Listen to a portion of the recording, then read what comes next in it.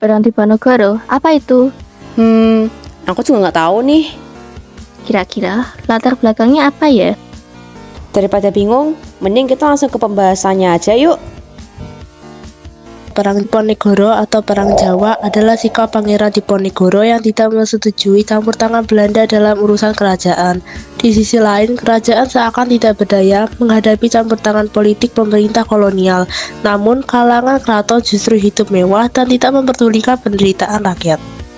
Kekecewaan Pangeran Diponegoro memuncak ketika Patih Danureja atas pemerintah Belanda memasang tonggak-tonggak untuk membuat rel kereta api melewati makam leluhurnya. Pangeran Diponegoro yang muak dengan sikap Belanda kemudian menciptakan sebuah gerakan perlawanan dan menyatakan sikap perang. Perang Diponegoro dimulai pada 1825 hingga tahun 1830. Dimulai pada Juli 1825 ketika Pangeran Diponegoro memimpin pasukan Jawa menyerang pasukan Belanda di daerah Tegalrejo dekat Yogyakarta.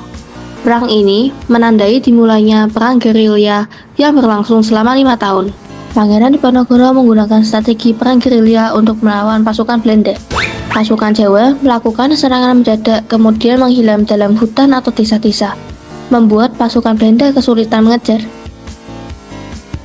Belanda merespon dengan membangun sistem benteng darurat dan membentuk pasukan gerak cepat untuk mengejar dan menghancurkan pasukan Jawa. Sistem ini membantu Belanda mengontrol wilayah dan membatasi gerakan pasukan Jawa. Perang Diponegoro berakhir dengan penangkapan Pangeran Diponegoro pada Maret 1830 dan pengasingannya ke Sulawesi. Perlawanan ini menunjukkan semangat perlawanan rakyat Jawa terhadap penjajahan Belanda dan menjadi salah satu contoh penting dalam sejarah perjuangan kemerdekaan Indonesia.